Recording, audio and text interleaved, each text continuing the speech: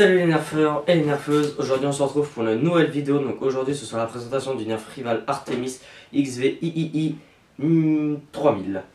Donc sur la boîte on y voit une image du blaster, une indication de 100 fps qui équivaut à 30 mètres par seconde et une indication qu'on a 30 billes livrées dans la boîte. Donc la boîte elle est bien belle, mais ce qui nous intéresse c'est le blaster.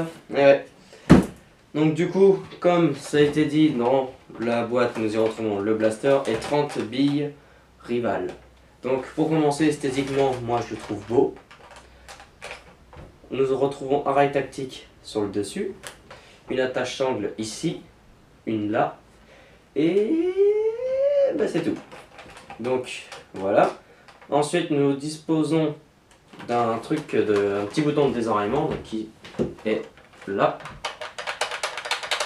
Le petit bouton de désenrayement.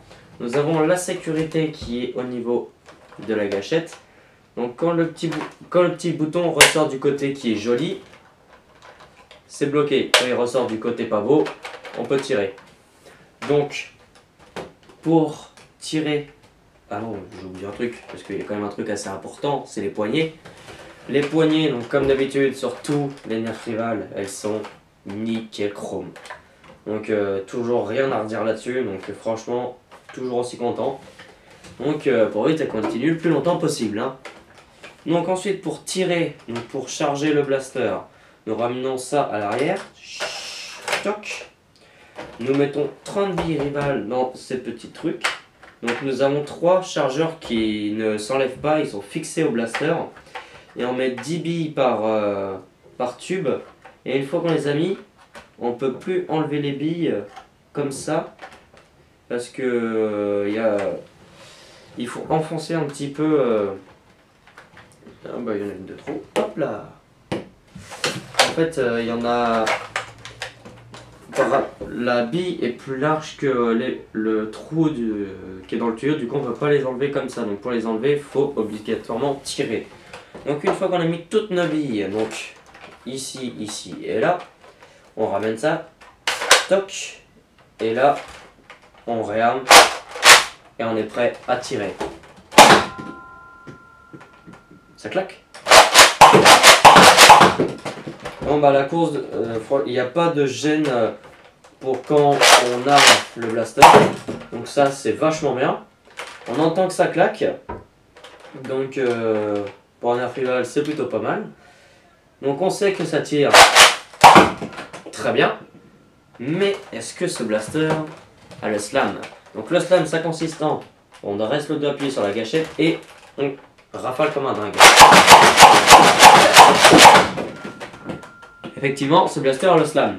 Donc on voit que j'ai déjà vidé un tube, donc ça va vider d'abord ce tube là entièrement, ensuite celui-là et ensuite celui-là. Donc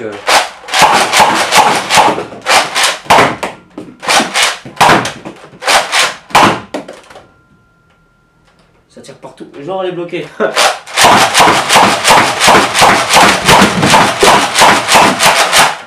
Voilà, donc là on a vidé les 30 billes rivales, donc ça c'est vachement cool. Donc bah voilà, une fois qu'on a tout vidé, clac, on recharge et on continue à tirer. Et ce qui est bien, c'est qu'en même temps qu'on tire, toc, on peut continuer un peu à mettre des boules, mais pas pendant qu'on charge, parce que ça va, le ressort ne va pas ramener les billes vers l'avant, donc à moins qu'on soit comme ça. Et encore, je suis même pas sûr que ça marche. Écoutez, bah, je vais essayer, mais faut dire que j'ai pas essayé, donc je peux pas encore vous dire avec certitude. Donc du coup, on va essayer ensemble, parce que bah, faut bien savoir. Toc, hop, hop, et hop. Donc est-ce que si on se met comme ça, donc ça va ressembler à peu près à ça. Et si on rame, est-ce qu'il y a une bille? Donc oh, ça marche. Non, c'est énorme. Alors du coup, ça c'est vachement bien. Franchement, j'étais pas au courant. Donc ça c'est vachement bien. c'est qu'on peut continuer à tirer même ça à l'arrière. Du coup on peut recharger tout le temps. Et c'est vachement bien ça. Je sens que ça se blade. J'aime bien ça. Donc là, c'est aussi rigolo, c'est que quand on arme, ça va tourner comme ça. Je vais faire voir.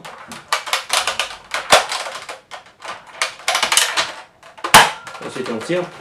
Donc moi personnellement j'ai pas encore eu de problème, il y a mon pote qui l'a utilisé en partie et ça n'a pas tourné et puis je crois qu'on l'a bien entendu, je vais vous laisser un petit extrait.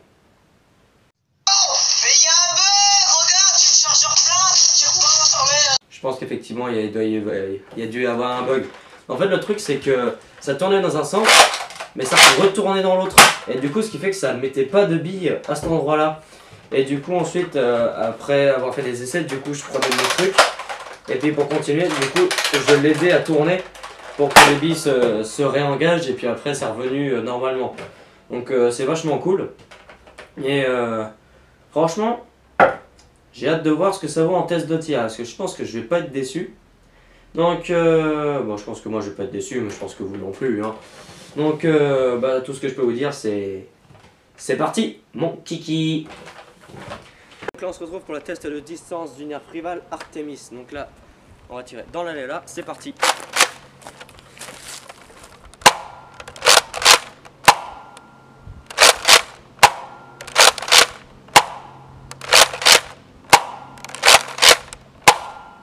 Ouf.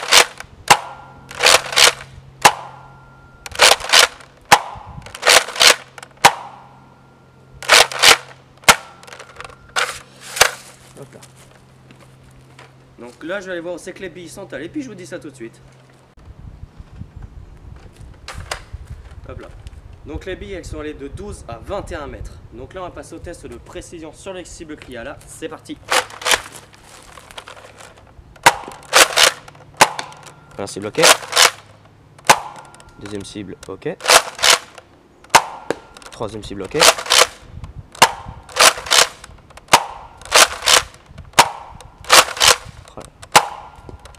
Quatrième cible ok mais sur le rebond. On va tenter la dernière là-bas. Voilà. Que franchement en conclusion c'est vraiment un bon blaster. Donc vous avez bien vu que la patate elle est vraiment phénoménale. Enfin phénoménale. C'est comme tous les rivals, elle est super bonne.